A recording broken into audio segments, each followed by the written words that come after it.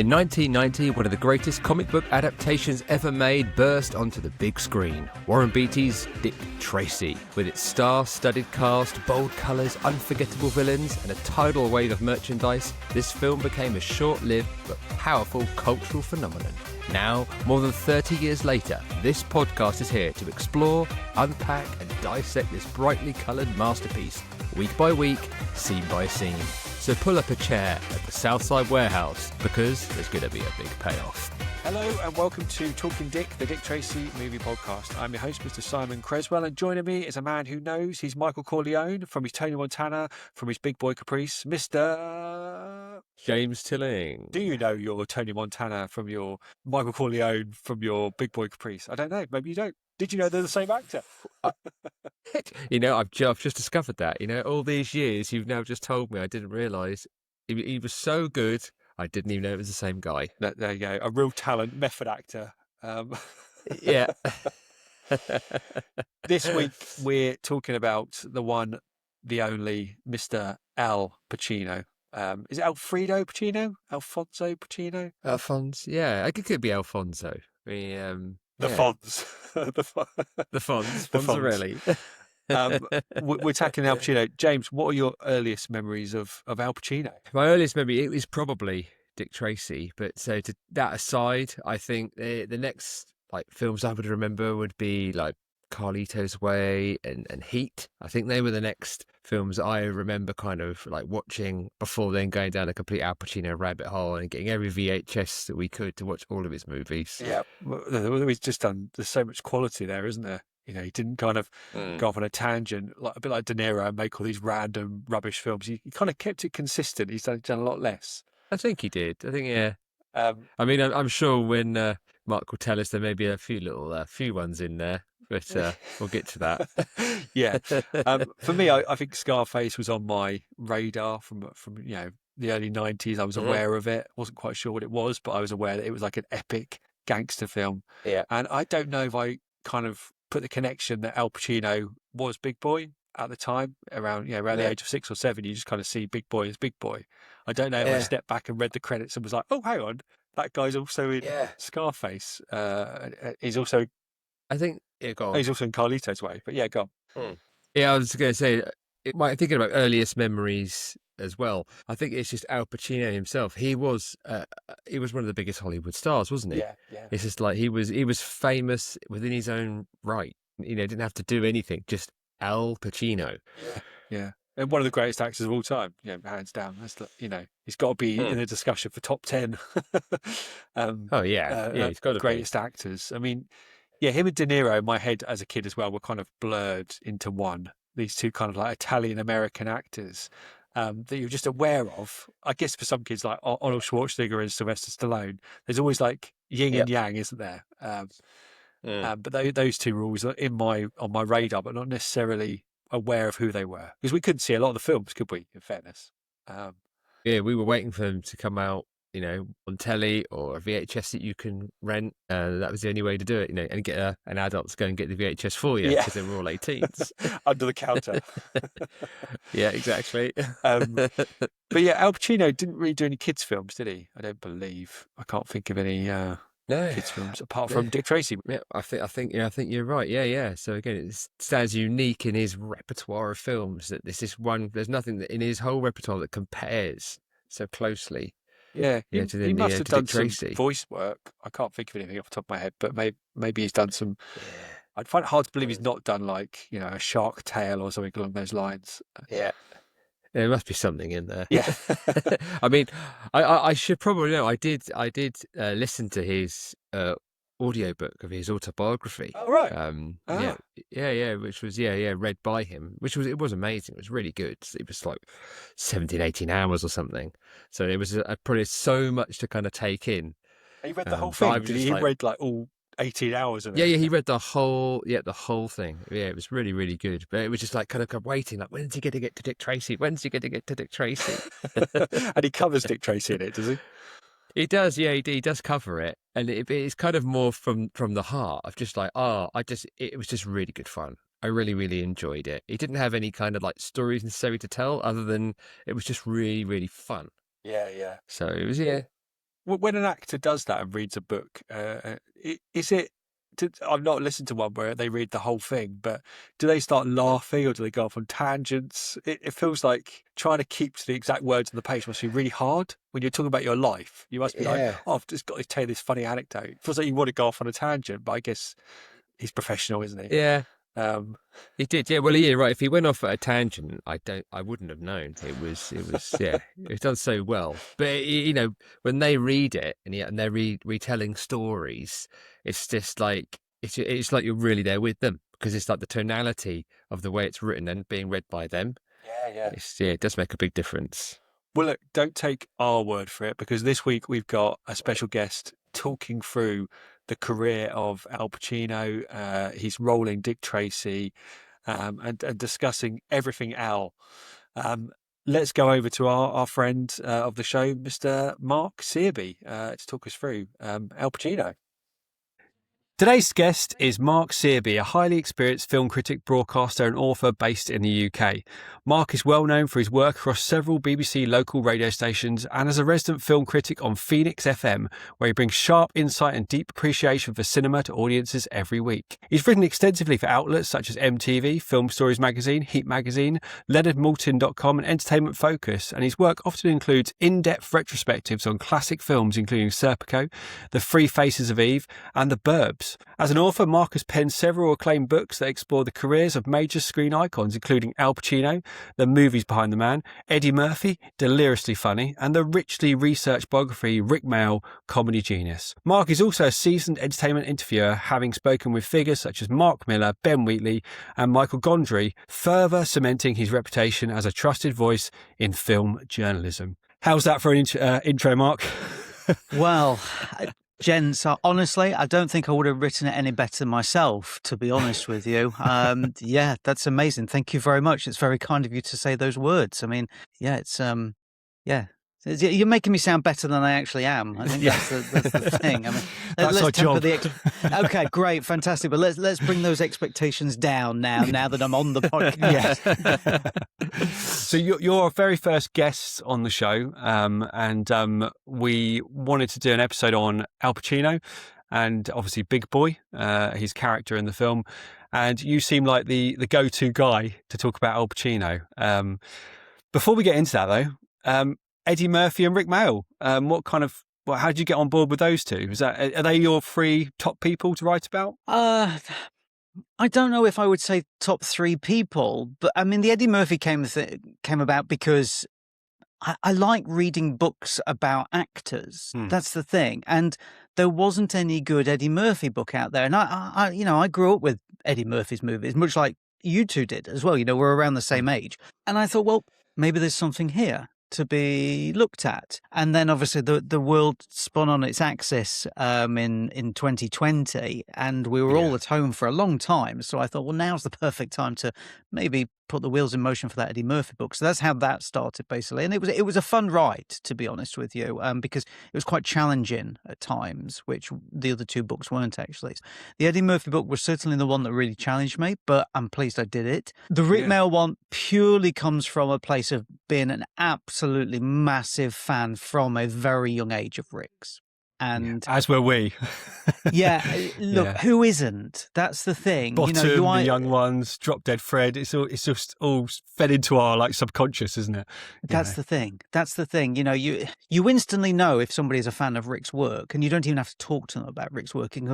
Somebody will make a double entendre and somebody will go ooh or something like that. So And the thing was, I don't know if you guys have read Rick's autobiography, but it's not written as a standard autobiography. It's written like a film script with Rick in like the third person. So it's not really a true story of Rick. And there wasn't one out there. And I was like, well, maybe that's my option here to do something. And I going through Rick's catalogue was amazing because there was loads of stuff in there I never knew that he did as well. So that was really enjoyable.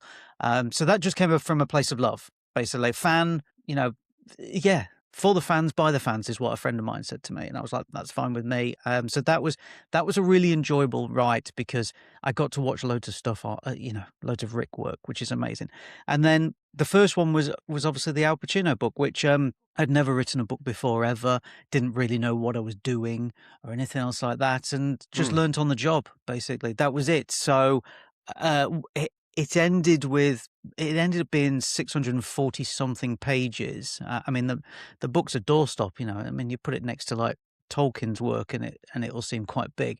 But it was a labor of love. I've been a huge fan of Al Pacino since my teenage years. Yeah. So to write something about him, I just, much like the others, I really enjoyed it, but also it kind of pushed me as a writer. I think that's the thing, and made me see things a very different way compared to just reviewing a movie. You know, when I'm reviewing a movie every week, I get like 10 minutes per movie. That's about it. So you're straight to the core of it. Whereas when you're writing in the book, I'm like, well, we've got to put all of these little details in, and where do you stop? And thankfully, I had a great editor on all 3 books.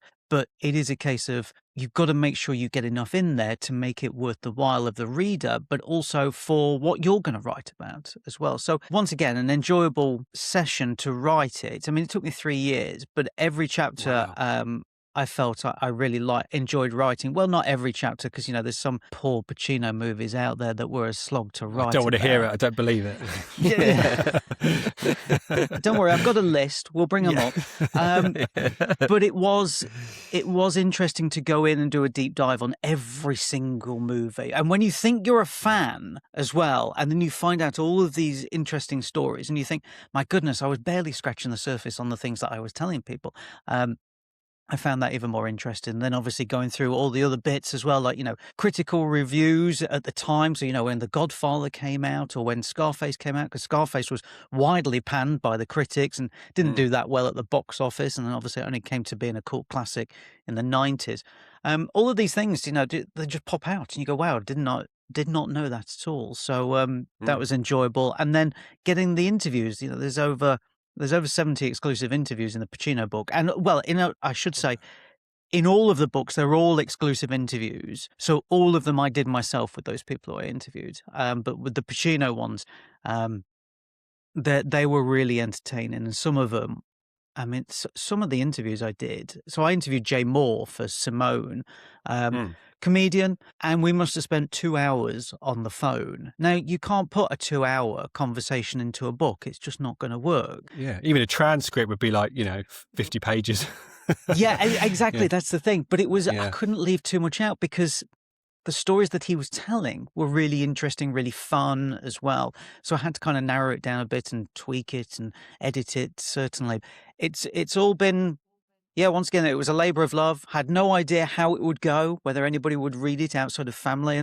It was a slow burn, won't lie. It took its time. And then it started to take off a bit. And, you know, more and more people started to find it just through social media or whatever else it was. And, you know, it was fine. And then obviously going on to the podcast that I run, All About Al Pacino podcast, that was just a thought of so many people saying to me, when are you going to write the next one about Pacino? Because he's still making movies and your book finished in 2015 is the last movie it's spoken about. Yeah. He's probably made, 10 since then? Or he must have made quite a few. More. That's the thing. More than that. Really? And, you know, if you look on IMDb, he's still got 7 coming down the pipeline now.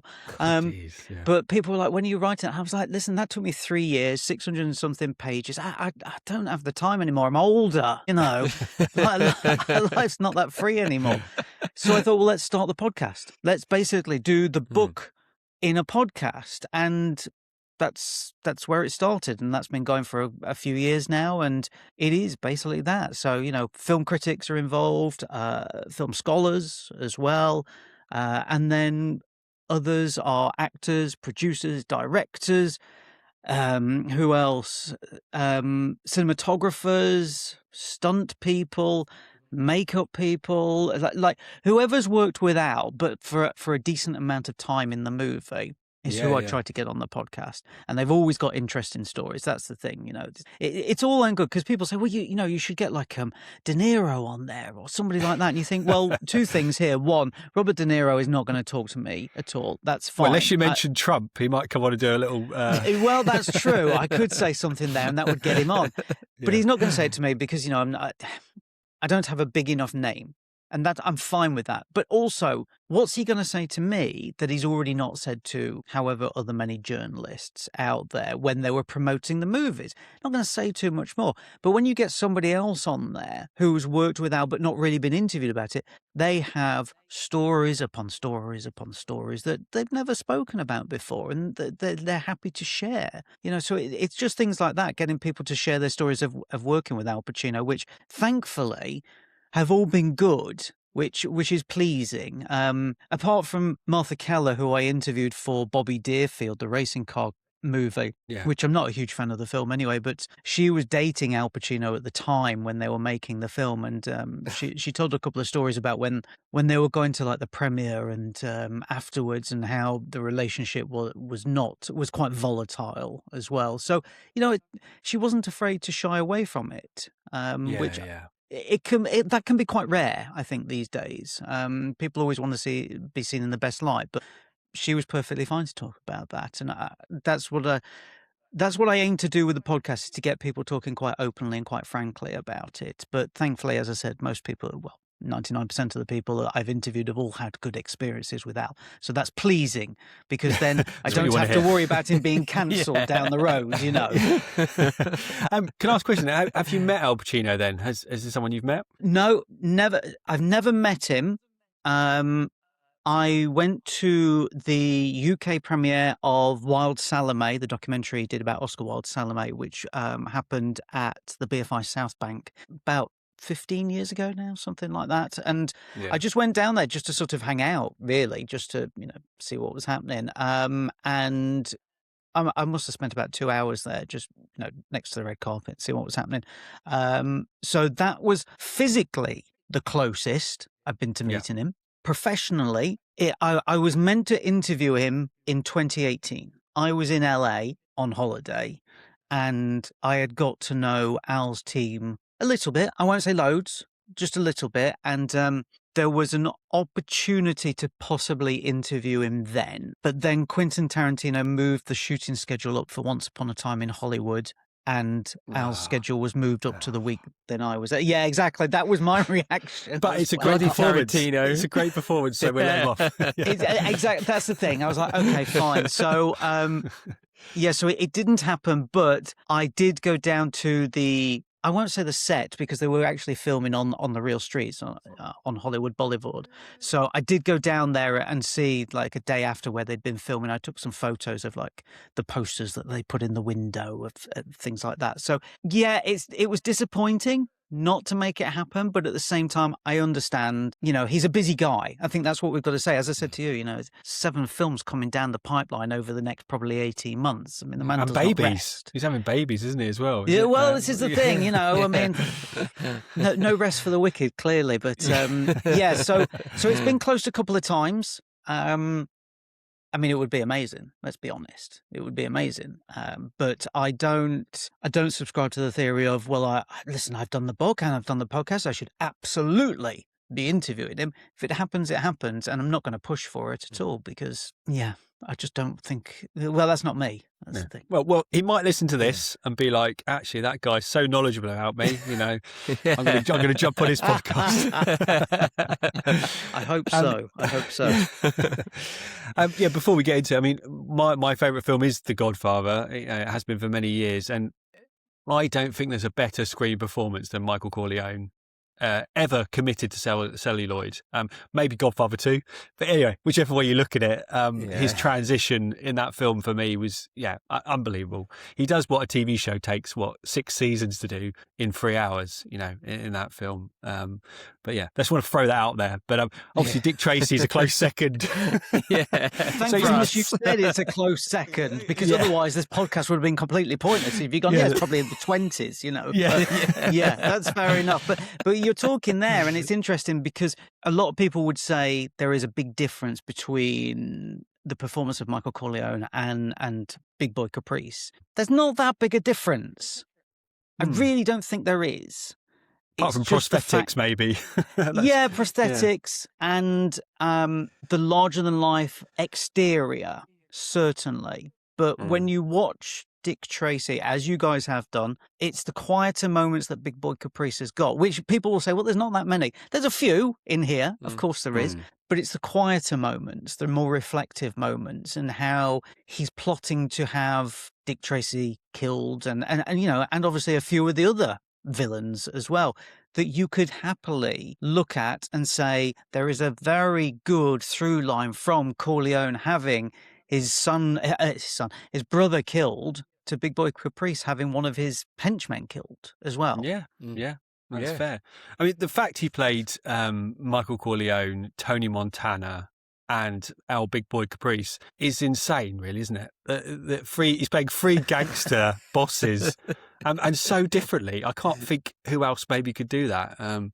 In today's world, probably someone like, I don't know, Christian Bale or someone, probably maybe. But yeah, it's incredible, really.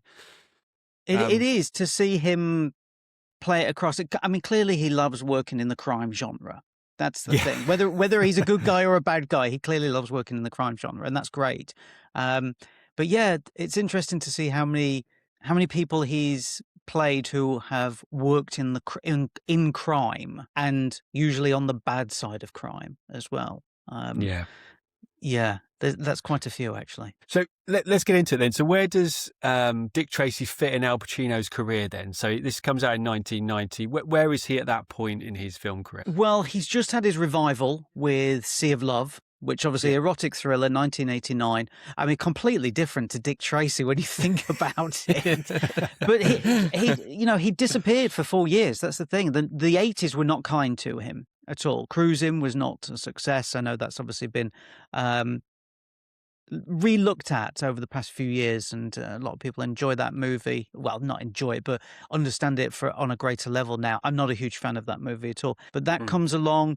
You've then got, obviously, Scarface does not hit anywhere near as big as it should do either.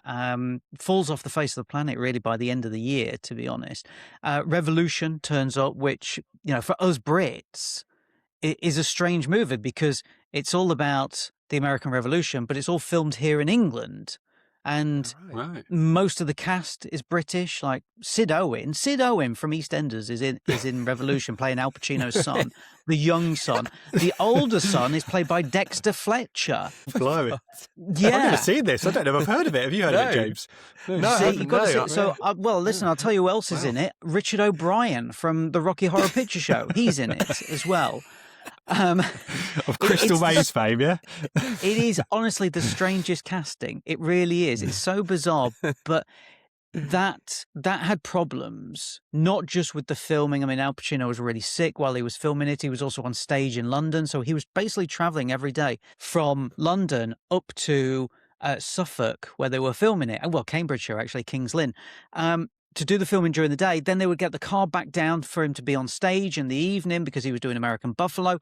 And obviously the guy was completely knackered from this. And then he got really sick because most of it was shot in the rain. The film comes out way too early, beyond the director, Hugh Hudson, his choice of it. He wanted a voiceover. It never happened. Came out, stunk up the place. There is this big idea that it closed down Goldcrest Studios. That's completely wrong. Actually, I don't think Revolution really did close that down. I think that was the mission with De Niro instead, because that was way over budget before it even started. So all of this is affecting Pacino's work. Coming off the 70s, let's not forget, where every single film he'd made in the 70s, bar possibly Bobby Deerfield, was massive. The trajectory of his career was just going up. And, you saying The Godfather, Godfather 2, then you're going Dog Day, Serpico in there. Yeah. I mean, all of those movies, he was nominated in the Oscars, didn't win. So the 70s was massive. The 80s were not good. He decides he's going to take a break from acting after the horrible work in Revolution. And he takes 4 years off and is not interested in doing anything on stage, on screen, or anything else like that. And then he comes back with Sea of Love, and it reinvigorates his idea of how he can act on screen with very different types of characters. And huge film, Sea of Love, massive film. Gets his career back on track. What does he do next? Rather than taking something else that's in the crime genre, Sea of Love is, he decides to make Dick Tracy, which is a complete idea out of left field, really, Yeah, when you yeah. think about it. You know, erotic thriller, comic book movie. So, I mean, the 90s was so huge for Pacino in terms of different things that he was doing. You know, the decade starts with Dick Tracy and ends with The Insider. I mean, come on. I mean, Yeah. that shows you the variety that he was already doing. I mean, also in 1999 was Any Given Sunday as well. And you could probably look at that performance in Any Given Sunday as, once again, a through line from Big Boy Caprice. Lots of shouting at people. So the 90s were really rich for him. And I think him being able to do Dick Tracy really opened him up to doing things that he'd always wanted to do, which was comedy. Always wanted to do comedy and never got the chance, apart from 1980 when he did Author, which was a romantic comedy. It's a TV movie. There's a little bit of humor in there from him. Most of the jokes don't land. But in terms of real big comedy, this is the first one. And I mean, listen, I've heard you guys talk about it already a little bit, but it works here. That's the thing. For a man who everybody knows as a huge method actor, very serious, not a lot of huge, extravagant performances. At this point, we should hasten to add, because obviously the 90s changes that. Yeah. But by 1990, we're not seeing the Pacino performances that we know he's giving throughout the 90s and that everybody knows him for. So it's a big change, and I do really like it. Yeah, well, he changes, doesn't he? I mean, he actually, in Godfather 3, which is also 1990, his voice, he's very different to anything he did 10 years earlier. He's, I don't know why that would be, and perhaps you may know more than I do, obviously, but is there a reason why he's almost like feels different? He's just got older as his voice just changed. He starts shouting more, doesn't he? Well, that's the thing. That's what I'm alluding to here. In the 90s, he just starts shouting more, and that's what obviously a lot of people remember him for, certainly. And listen, if you're going to get somebody to shout in a movie, Pacino is in the top 5, I would say, of people you want him to shout. In terms of him getting older, that's all it was. But you've got to remember, he was away from the screen for 4 years. That would not happen nowadays. There is no way an actor would allow themselves to have 4 years off screen. No way. Well, Daniel Day-Lewis, but he always tells you he's retiring, and that's that.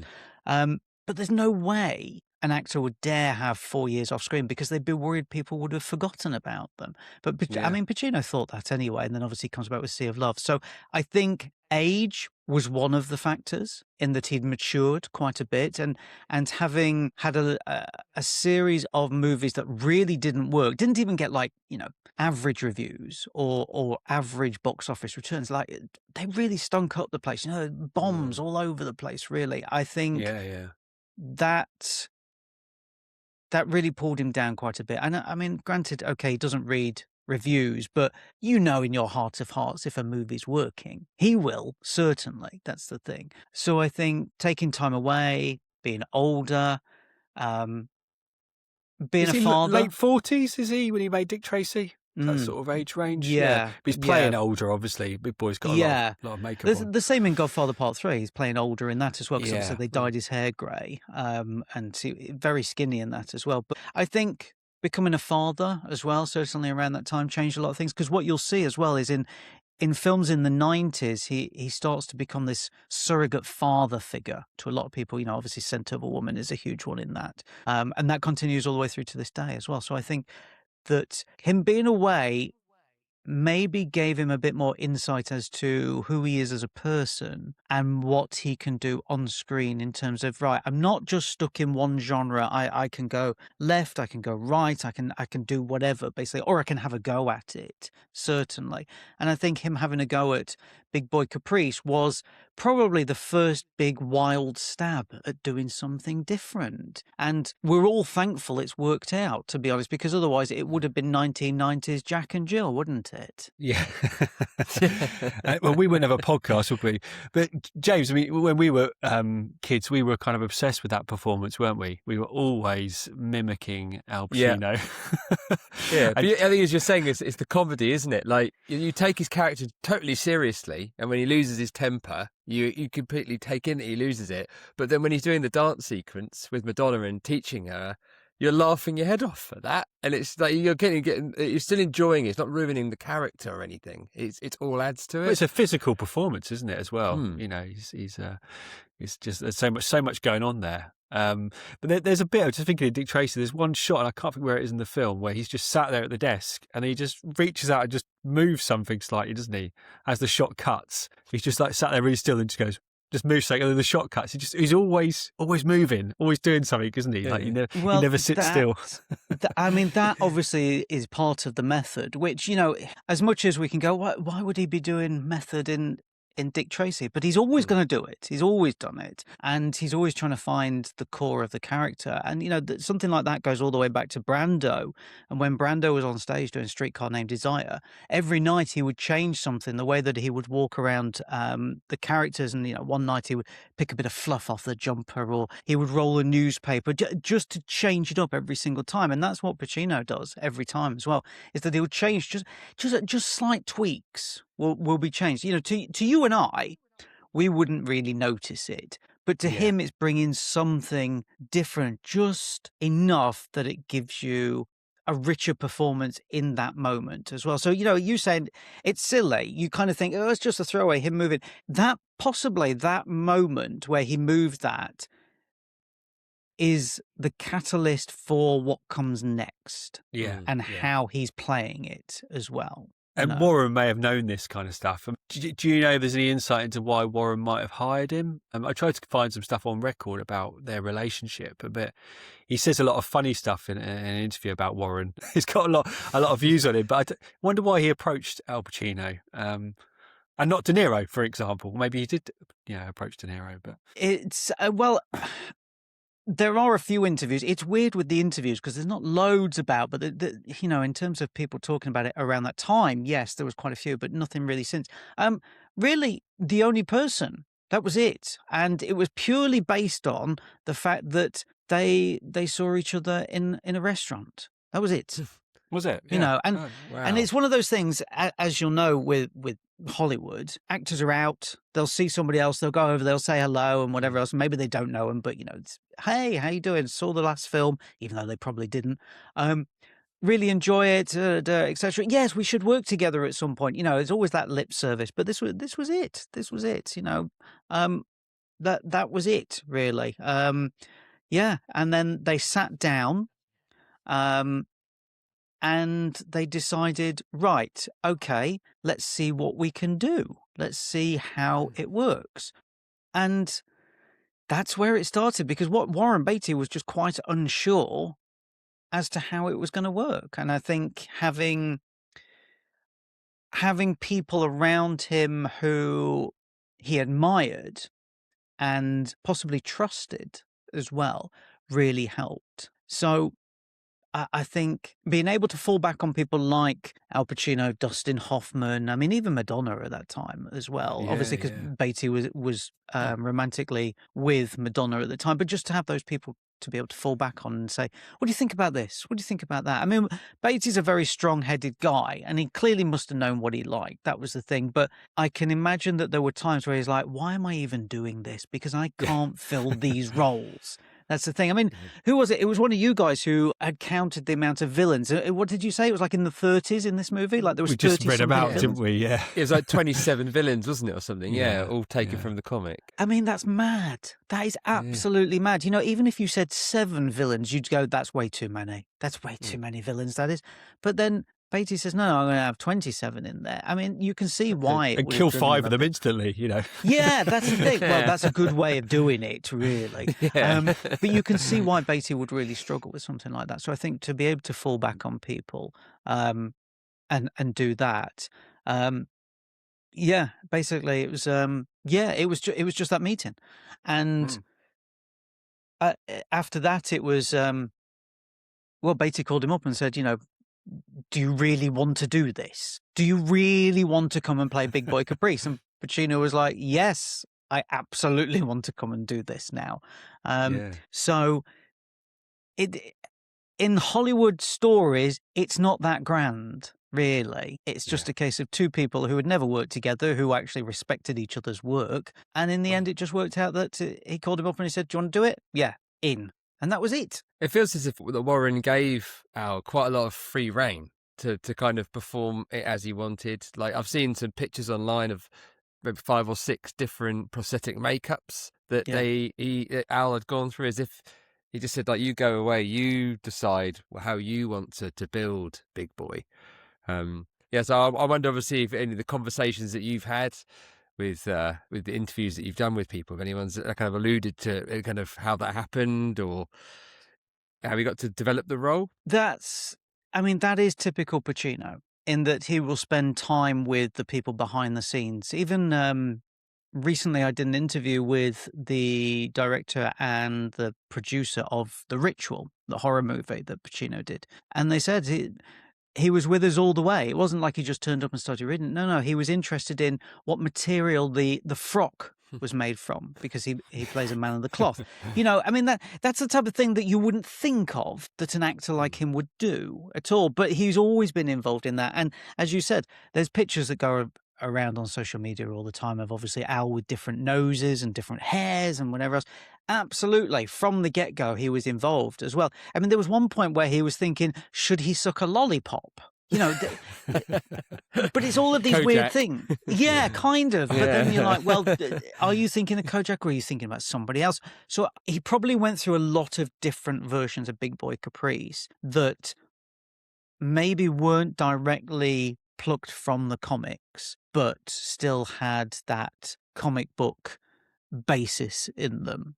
But this look is very much Pacino, very much Pacino's work. I think it's influential, actually, the performance. I was watching Sonic the Hedgehog with my son, and Jim Carrey playing Dr. Eggman. Is it the evil doctor? But Dr. Robotnik. Dr. Robotnik, that's it.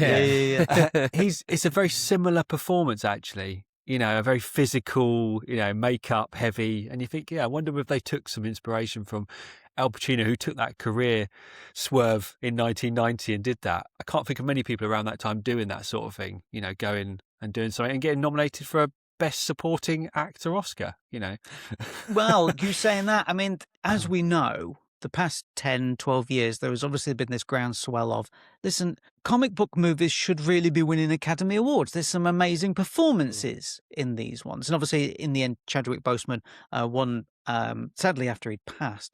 But Pacino was the first person nominated for playing a comic book character in the entire history of the Academy Awards. Yeah. And people forget that. That's the thing, because unfortunately, I don't know about you guys. Actually, you know what? We did speak about this before we even started, is that Dick Tracy is sort of forgotten about. And that's what we want to bring back, isn't it? Yeah, well, good. It is absolutely. good. Listen, you guys carry on doing it. That's what we need, certainly. We need to get this back in the public consciousness, because it is a great movie, but it's strange how it's disappeared, because you guys have touched on it already in a few episodes, but there's so much to enjoy in this movie, no matter your age. Yeah.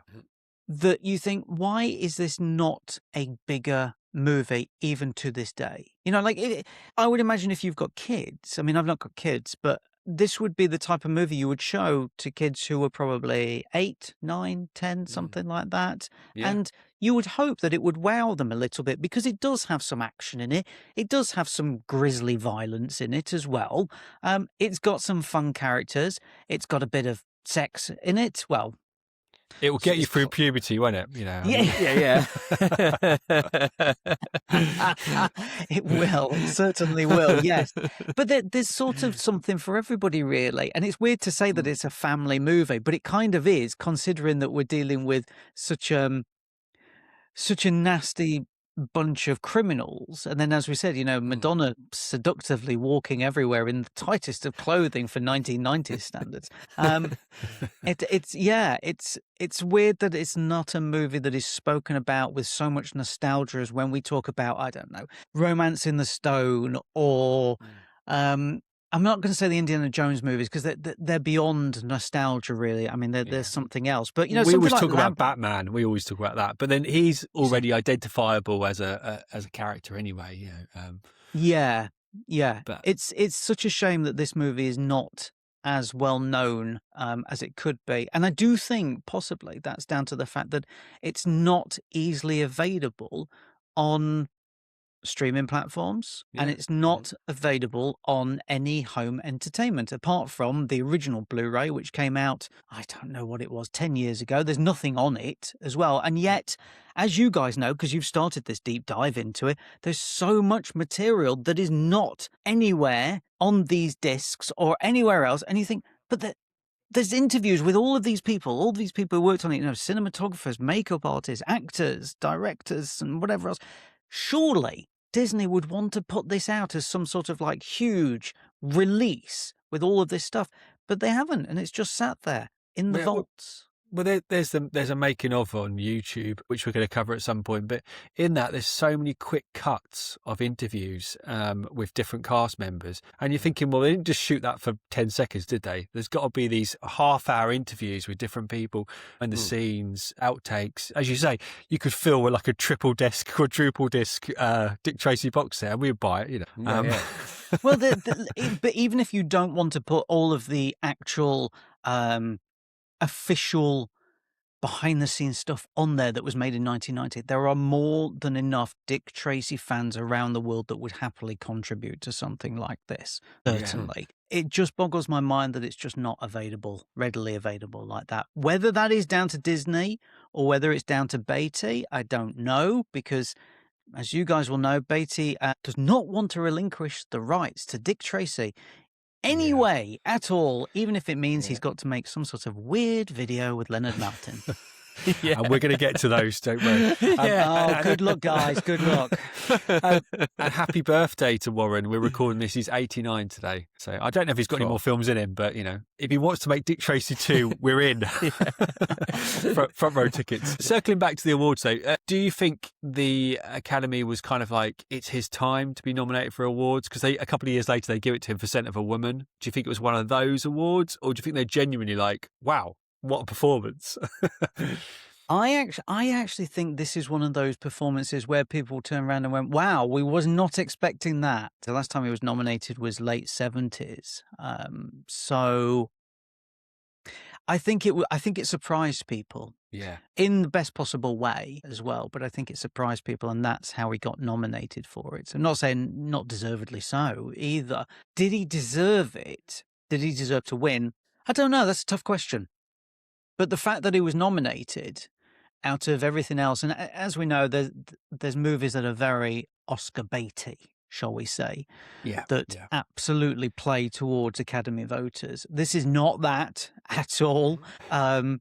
It's very different. The winning for Scent of a Woman, there's a few people out there who will say that was the Academy Awards making up for the fact that he never won for Godfather or Dog Day Afternoon or Godfather Part 2 or Serpico. And there is a history in some of these award ceremonies where they give a belated award, not for the work that they have officially been nominated for, but for body of work or something like that, right? I'm not saying that's the case for Scent of a Woman. I would say that, him up against Denzel Washington's performance in Malcolm X will make you stop and question it. But I still think it's an amazing performance from Pacino. And look, he won finally. And this is only one as well, let's be honest. So I think it's pleasing that he's got one, and it is pleasing for Scent of a Woman because that was my entry point into Pacino's catalogue. So I'm like, well, that's why I love that movie so much, But also the fact that he got nominated with Dick Tracy is quite wild when you think about it. It's quite wild. It's wild until you look at Robert Downey Jr. for Tropic Thunder. And then I think everything's off the table. It's after that happened, it's like, oh, okay, so anything goes. Yeah. But I think Al started it, didn't he? It was like that nomination needed to be there for anyone else to, like, say, for comic books. It's like that was the first one. Now it's common. I can't believe Christopher Reeve wasn't nominated. That's what really hurts. Yeah. But this is what I'm saying is it shows that comic book movies were seen as probably on the same par as horror for a long time. And comic book movies then broke through that glass ceiling of being nominated. And now horror is thankfully being seen as that, as well as breaking through that glass ceiling when it comes to awards. But as you said, at the forefront of it is Pacino getting nominated for it. First person ever to. Yeah. And Warren wasn't nominated, was he? I don't think so. No. No, so No. it's No, he didn't. outshining his co-star. So the movie itself, Mark, are there any kind of obviously I don't know if you've seen it recently or whether you're kind of reminiscing from the past, but what are your favourite bits in it? What in terms of the movie itself? I mean, do you like it? Do you think it's a good movie, or? And you could be honest. We might just end the call now, but No, listen, I'm a fan of this movie. I'm a fan of this movie. I think because I saw it probably about 2 or 3 years after it came out, would have been on VHS. And it really sort of blew my mind at the time because of how visual it is as well. You know, the colours in it are incredible. And I don't think I'd seen a movie with that many bright colours. And, you know, just the set designs are amazing as well. The characters are all quite quirky in their own way, even Dick Tracy. You know, so that's what really stood out for me. And then obviously through the years, I've watched it again and again. And then it comes down to Pacino's performance, which is really, you know, a pantomime villain, isn't it? You know, for us here in the UK, we know what that means. That means Christmas time, going to a panto, booing the ugly sisters and whatever else. And that is what you're getting from Pacino here. And that's what I like about it, is that it is this bizarre, zany performance from him where, I mean, there's scenes in this movie where you can literally see spit coming out of his mouth because he's like this slobbering, you know, sort of like hunchback that's doesn't care and thinks that he has the ability to woo any woman as well, and obviously he's got everybody wrapped around his finger as well, and yet also he enjoys the fun times as well. So it's all of these things that are making up certainly Pacino's performance, but that's not something you see every day. And I do wonder if that sort of performance had come around now, what people would say about it. But the fact that it is mixed up in all of this movie with, as we said, you know, Madonna at that time was massive. I mean, Madonna's massive now, but so huge at that time. Beatty had obviously, you know, done some great stuff as well. The cast alone, and certainly when I was younger, I didn't know half the cast. I just didn't know. You know, I probably knew Dustin Hoffman from Hook, maybe. Yeah. You know, that would be it. William Forsythe, no, certainly not. No, definitely not him. You know, so I do really like this movie. I do really like it because it is such a wild performance from Pacino, but also because it's unlike a lot of things that we see even now. And I think that's why, you know, you guys doing this podcast is fantastic, because it's a movie that stood the test of time for you two and has stood the test of time for me. And there's a lot of other people there who are saying, you know, it stood the test of time. But as I said, unfortunately, it doesn't seem to be in the consciousness as much as it should be. So yeah, listen, going back to your original question, I'm a fan. I'm a fan of this movie. And if it, you know, we us lot, because we're around the same age, we grew up with that thing of, if a movie was on TV, you had to watch it there and then, because you couldn't you know, get the VHS unless you rented it, and that meant going down the video shop, and you had to get your parents to do that. You know, there was no DVD, there was no Blu-ray, there was no streaming, there was no nothing. So you actually had to watch it on TV. And I think that made it an event in itself. And then when you watch Dick Tracy and you realize, actually, this feels like it feels cinematic even at home when we had, let's be honest, crap TVs. Yeah. It still popped off the screen. That's the thing. Not many movies were doing that in the 90s or even in the noughties, even now, to be honest with you. I mean, how many movies have you guys seen that you've gone, this looks awful, and they've spent how much on this? You know, and yet Dick Tracy looks amazing. That's the thing. You know, it still looks amazing. I think the budget was only in about $40 million. Yeah. Which, I don't know how that compares to films at that time, but that seems so low. Yeah, it made its money back, didn't it? And then some. You know, it was a hit, which is interesting, because people are often quite sniffy about it and don't kind of refer to it as a hit, do they? If you type in Dick Tracy on like these social media channels, it's always like this weird movie from 1990. Oh, look at Al Pacino. You know, people are quite snooty, out of context, take a clip of Al Pacino going, you dumb dick. And they're going to be like, yeah, that's weird. Yeah. but in context, this works. Yeah, no, I think it does. And I think he's got some absolutely brilliant lines in this as well, like some absolute pearlers. That's the thing. They're very funny. They are funny. And the way that he says them makes it even funnier as well. Yeah. That's the thing. And you know what? Actually, going back to just thinking about it now, is that you could, once again, with Rick Mayall, I know we're taking a divergent path here over to my other book, but with Rick, he understood what the comedy words or moments were in a scene, right?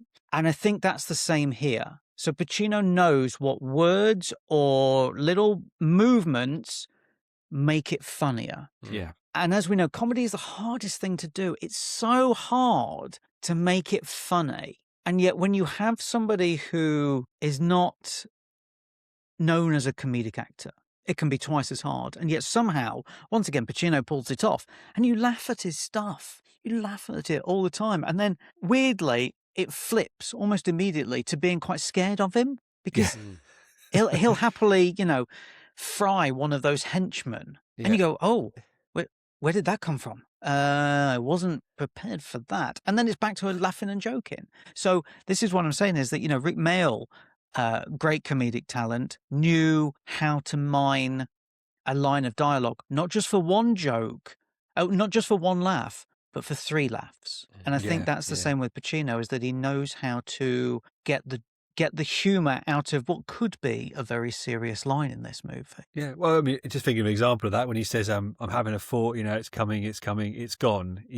That on the paper, that could just be one line, but the way he does the whole scene, it's ridiculous, isn't it? It just, You see, it's moments like that, though. As you said, on paper, you would read it and go, "I'm having a thought. No, it's gone." And it's funny. Yeah, sure, it's funny, but he pauses. That's the thing. It's the pause that makes it funnier, because it's almost like you are literally waiting for the thought to come into his brain, like you're going to see it come into his brain. So there's two laugh out loud moments there before he even gets to the payoff line, and that's just that one moment. That's 30 seconds in a scene there. So I think to be able to mine that type of comedic work when you're not a comedic actor is going to be difficult. But when you have somebody like Al Pacino, he can really make it work. Yeah. I'd love to see this with an audience, actually. And that's one thing we've been saying, isn't it, James? That there's just never showing, is it? You do a lot of, screenings of old films and classics, and this just never comes up. I never see it advertised anywhere. I think the last time this was shown, they did an Al Pacino season at the Forum in New York, and it was a full season, so it was every Al Pacino movie that was available, basically. This was probably, I'm going to say 2017, 2018 maybe. Somebody might tell me it was a different type, but I remember it being every single Pacino movie. And he was there to do Q&As with some of them, but Dick Tracy was shown. But you're right, it's not shown. And I do think it would play quite well, actually, because you put this on as a Saturday matinee.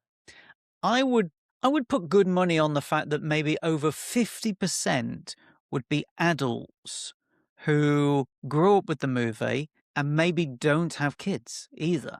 Or are taking their kids and saying, watch this movie. I loved it as a child. So, it's a shame it's not shown more, but maybe that's down to Disney again. Is that a rights thing? I mean, did Disney control the rights of what films are showing? I mean, I feel like the Prince Charles in Leicester Square is kind of an obvious one for this. Like they show most things, but it certainly would be down to Disney in terms of theatrical distribution, I would guess, unless Beatty's got it in his contract. We don't know, because that can happen, that an actor can have theatrical distribution in their contract and that everything has to go through them.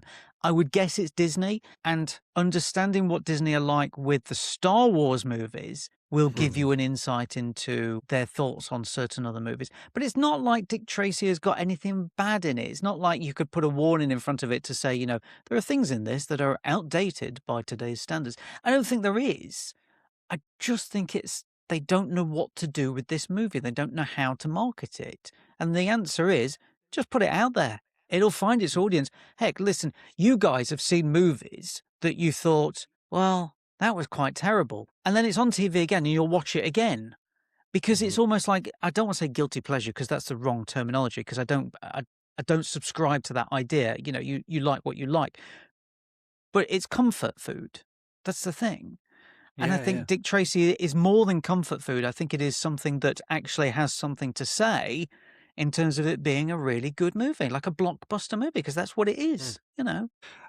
As we sort of wind down and sort of get to the last bit of this, we obviously know that you did a podcast with one of the makeup artists from Dick Tracy, which people can go and listen to on Spotify. I want to say Doug Drexler. Have I got that right, James? That's right. Yeah. Doug Drexler. Yeah. You'll notice we're terrible with names. How did that come about? And you know, was the podcast the whole interview, or is there more of that? You know, when you spoke to Doug? It came about much like all of the other interviews, is that I contact agents, managers, publicists, whoever is their contact, basically, and just put the word out to say, you know, look, I'm doing this podcast. I'm doing an episode on whatever film it is. They work with Al.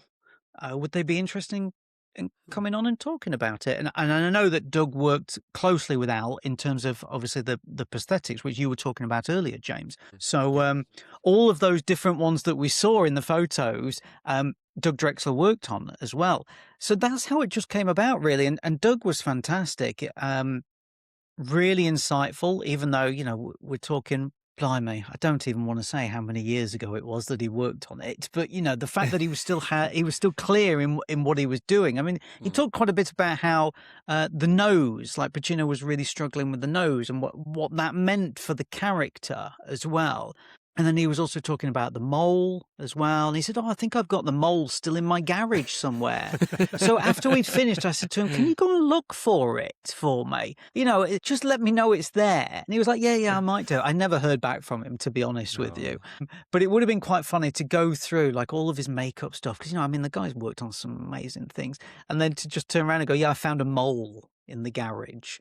You know, you go, come on. But yeah, that was a really good interview. And he said to me, you should also interview John Caglione Jr. because he was the main makeup artist on Dick Tracy as well. So I contacted John, but he was off doing a movie and he said, you know, I'm going to be doing this for 6 months. So I said, that's fine. It's no problem. I mean, I've got the main guy. Let's be honest. The one who worked with Pacino, that's the one I want. So getting those stories was the best. And it was fun, you know, for him to be talking about how they would work together and sometimes they wouldn't like it and other times. And he spoke about when they had to do a face cast because they had to do face casts for everybody. And Pacino's was the first one they had ever, pardon me swearing here, but he swore, so I'm going to emphasize his. Pacino's face cast was the first one they ever fucked up, ever. Not just on Dick Tracy, but in his career, basically. Blimey. And he said, we'd done it wrong. And he said, we knew this. And he said, we were absolutely sweating it in terms of having to call him up and saying, can you come back in? Because we've really messed up here. And he said, it couldn't have been nicer. He said, come in on a weekend and we did it again. And it worked this time. He said, but we were so worried about it. Which I guess you would be as well. That's the thing. You know, Al Pacino, even in, 1989, still, a name, even though he wasn't as well known because he'd had time off. But to get a face mask wrong when you're a makeup artist, that's not a good look, is it? But thankfully it all worked out okay because we do get some brilliant prosthetics in this. Yeah, and I think we've got an episode coming up on the makeup, haven't we, James? I think there's a bit we read about how he talks about Pacino being like a man possessed. You know, he starts off as Al Pacino and the makeup's slowly applied, and by the end of it, he's big boy. He's like fully immersed in the character. Is that something Pacino does usually when he's method acting from your reading about him? That would be something. I mean, that goes back to obviously the days of the Actors Studio, even before he was in movies. But obviously the famous story is from Serpico when he's playing a real character, Frank Serpico. He's in the Blues and Twos. He's all dressed up. He's finished for the day. He's driving home, and there is a truck that pulls in front of him, and it's spewing out loads and loads of just horrible stuff out of the exhaust. and he still thinks he's in Frank Serpico mode, so he pulls it over. And he tells the driver off. He basically like, and obviously the driver's like, oh my goodness, I'm being told off by a police officer. I need to get it right. And it was only when the guy left and he realised, I shouldn't be doing that. I'm an actor. I'm not a policeman. But that's his, I'm not going to say inability because that's the wrong word. I would say that's his thought process that he can't leave the character until everything is completed, as in the film is released as well. You know, it's very difficult for him to leave a character that, as I've said, you know, there's actors who will turn up, read the lines, do the job, that's it, off they go, done. And Pacino's not like that. He'll spend 6 months finding a character. He'll spend 3 months rehearsing it. He'll then spend whatever else it is still finding the character. Even when he's acting, he's still finding little bits about it. So I think the fact that he spent so long in that makeup chair helped him, actually, because it made him sit there and start to try and visualize who Big Boy Caprice was as he was seeing it being applied in the mirror. And maybe that changed things for him as well. You know, oh, that's not going to work with that nose, so let's change that. Or what about these sideburns? No, that's not going to really work. So I think him becoming quite possessed, really, in that regard, only helps with the performance because, you know, we're talking about a performance here that is off the chain, really, when it comes to Pacino. And he's done a lot of off-the-chain performances. But the fact that we get something that we can all enjoy and have a good laugh with shows that he spent the time working on this really well. And I don't... Actually, do you know what? I'll ask you guys this. Do you think he is the standout performance in this movie? Yeah, I think so. Well, Warren's his straight man, isn't he? I think yeah. Don't know, I don't think anyone. Yeah, I don't think anyone comes up to his level. But I think that's needed though, because if anyone tried to try and match him, it would then be like a competition, and it's like he's Big Boy. He's meant to be amplified and above and bigger and bolder than everybody else. So. Because there's Paul Savino's lips manless at the beginning. That's his, you know, his arch enemy who sees him off within the first 5 minutes of the movie. And it is interesting that we're saying this in a movie that has Madonna in it as well. Because, I mean, I think Madonna's performance in this is fantastic. It's a very different performance compared to what Al's giving, but it works well. You know, it's that chalk and cheese, that yin yang thing where they both play off each other very, very well. And you get two very different performances that complement each other. And the fact that obviously, maybe Warren was a little bit pissed off deep down that actually Pacino stole the movie from him. And maybe that was it. But it helps. It all helps with this film when you have somebody come in and give a performance like that. Well, as we said, nominated for an Academy Award. You know, which you should have won. Well, I mean, that's. I mean, you can question that as much as you want. Just being nominated is talent in I mean, itself. he was up against Joe Pesci in Goodfellas. For that wasn't he? So, which is also maybe we'll let him have it. I mean, that's a very Oscar baity movie alone, anyway, and it is a good movie as well. Let's be honest, it's a fantastic movie. So, And it's funny as well, you know, both of them are playing criminals in that movie. Very different ends of the spectrum. And yet, decades later, they're both in the same criminal movie, The Irishman. Yeah. 1990 was an incredible year for movies, though, wasn't it? In general, that could be your next book, Mark. No, 1990.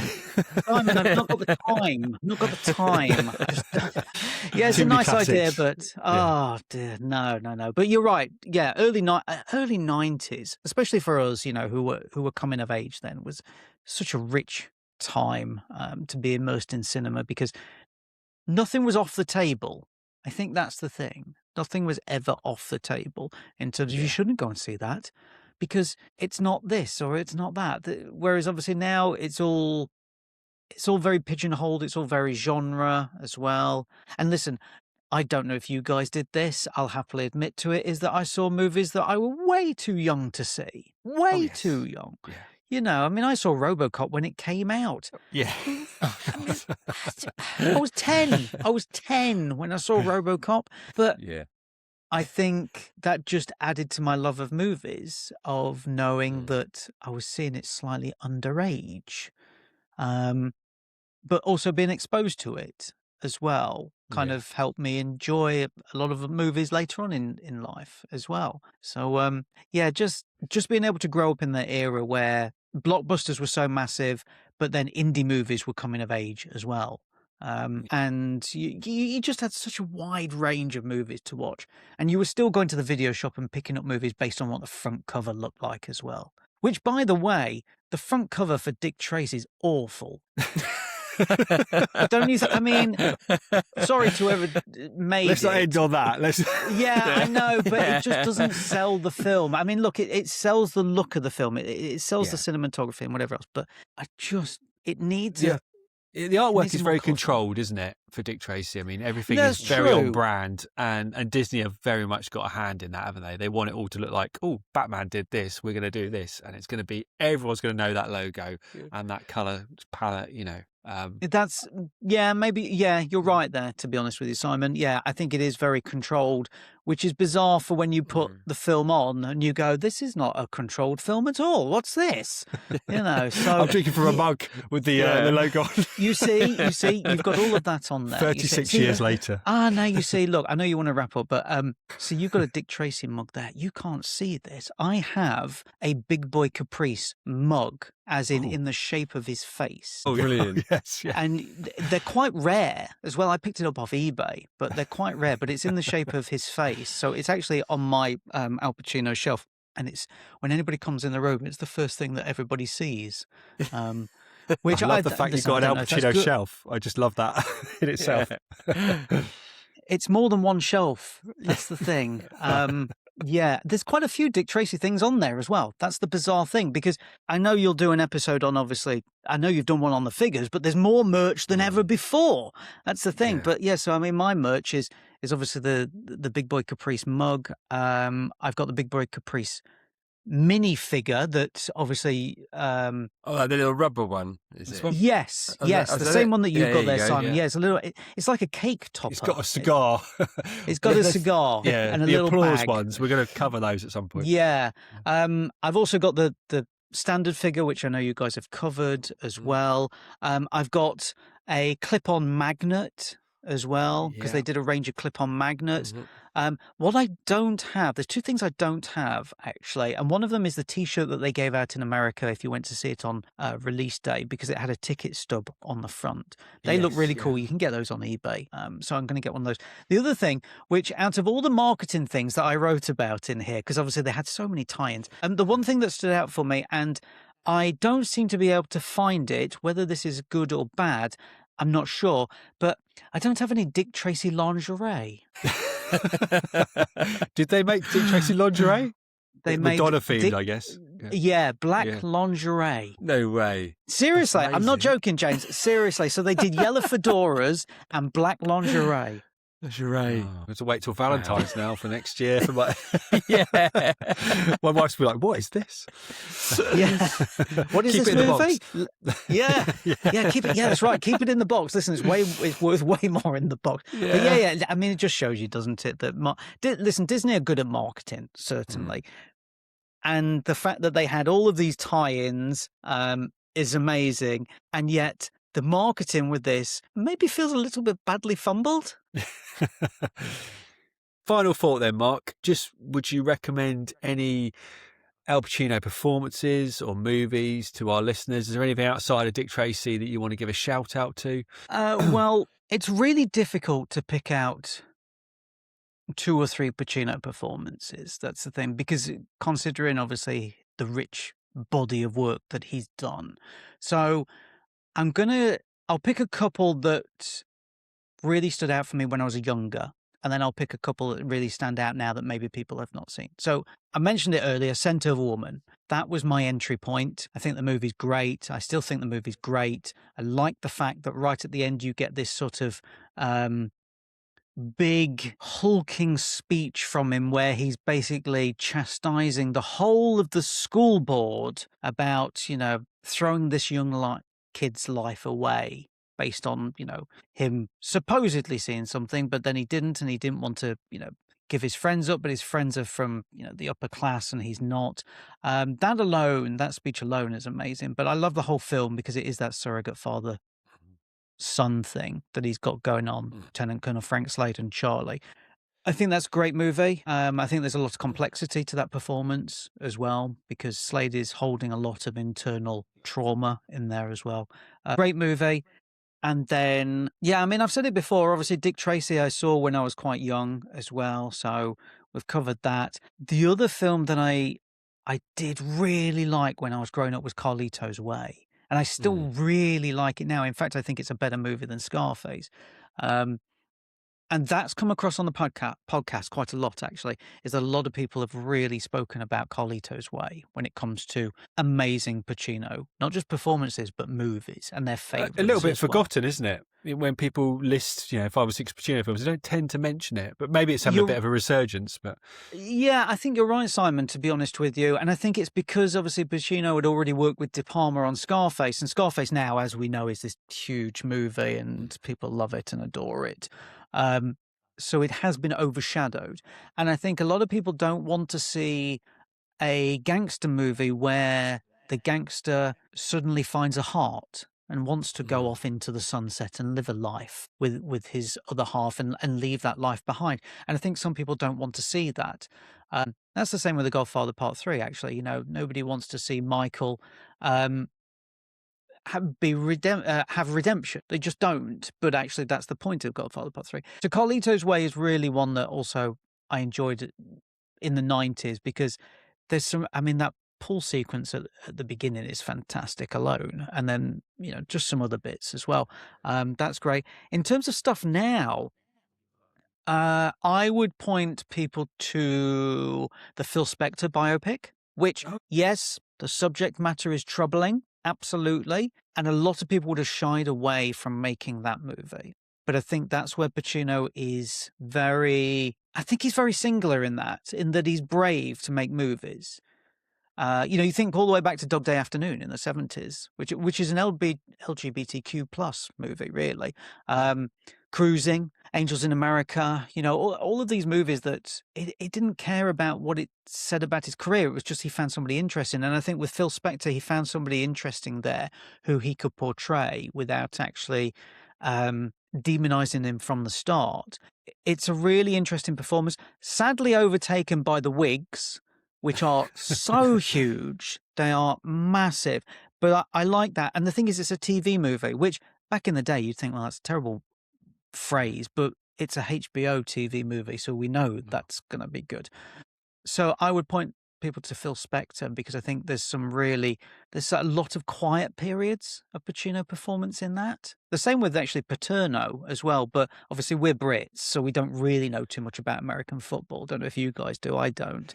I certainly don't know. Yeah, it's but those are two quiet performances from Pacino, really. In a career where most people still think of the larger-than-life performances, like what I'm saying, Scent of a Woman, Dick Tracy, Any Given Sunday, things like that. So I'd just like to point to people and say, no, there is other movies out there that are well worth seeing. But then, listen, I could tell you about the movies that he made himself, directing documentaries about Shakespeare and Oscar Wilde, and Heathcote Williams' work. That's not the stuff of an A-list Hollywood actor. No, nobody in their right. You're not going to see Dwayne the Rock Johnson doing something, on J.R.R. Tolkien. You're just not. But Pacino has this thing where he's like, I'm just going to go off and do these things, and I'm going to do it for me. So I don't care if somebody likes it. And I like that. He did The Merchant of Venice, didn't he? He did The Merchant of Venice. Yeah. He loves Shakespeare. That's the thing. He loves Shakespeare. So there's so much that I could point you towards, but I think it also depends on what genres you like. So Simon, if you said to me, you know what, I quite like watching family movies, I'd say to you, okay, we'll try these Pacino movies. But then James, if you say to me, actually, do you know what, I really want to see like a romantic comedy. I would give you maybe 2 of Pacino's stuff on there. So I think the fact that you've got this rich filmography of him, that there's something that you could, well, there's 2 or 3 at least that you could point towards things like that. But for me, I mean, I end up watching a movie because I'm going to be covering it and I haven't seen it in a while. And then I realize, do you know what? I freaking love this movie. It's like Frankie and Johnny. I'd not seen that movie in years. And I watched it again recently because I was interviewing somebody from it. I watched it. I was like, why have I not seen this for years? This is such a lovely, sweet movie. There must be something wrong with me. Leaving this off the list. See, there we go. Frankie and Johnny's on the list now as well. This is the problem. The definitive list changes not just day by day, but minute by minute. As soon as somebody says something else, you know. So it's difficult. It's difficult. That's why when I've got my podcast, I ask other people to answer that question, and I don't have to answer it. No, well, you've been captivating, and I really do want to read your book. You know, all 3 of your books actually, they all sound interesting. One of my favourite comedies is Coming to America, so that's something else I'd like to cover. Yeah, I mean, look, let's not go on a tangent though. Yeah, I know, but listen, once again, we could all quote lines from that as well, and I think that goes back to our age, is that we watched these movies and we watched them over and over again until we learned all the lines from the movies. Yeah, the repeat viewings. Mark, it's been great having you on here. Thank you for being our first ever guest. You're always welcome to come back. I will. Trust me, I will do. I absolutely will do. We'll pin it down and we'll talk about something else. But yes, no, thanks for having me on, guys. I really enjoyed it. It's nice to talk at length about a specific Pacino performance, and especially in something like this, which, as I said, off the chain, really.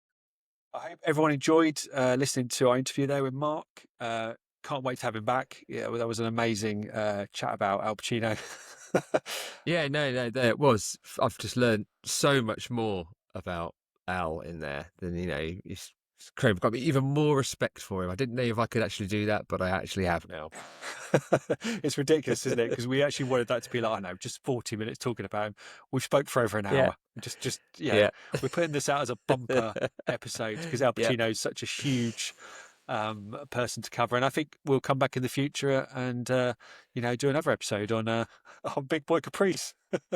Yeah, exactly. Because we've run out of time to cover the comic and the background of that character, but this has been very focused on Al Pacino, and I think it needed it. We needed to cover that, didn't we? I think so. Yeah, too right. Will the guy who plays the Brow get his own episode? Oh, well, I'd like to think so. There's got to be someone must have written a book about him. The Stooge? We'll find them. The rodent? Yeah. One for all. There's so many more to come. Anyway, until next time, you've been listening to Talking Dick, the Dick Tracy movie podcast. Join us again next week. Thanks for listening. If you'd like to get in touch, you can email us at dtmoviepodcast@gmail.com. You'll also find us on X and Instagram at DT Movie Podcast. Or come and join our Facebook group, the Dick Tracy Movie Podcast. We'd love to hear from you. And don't forget to check out our YouTube channel for bonus videos and extra content.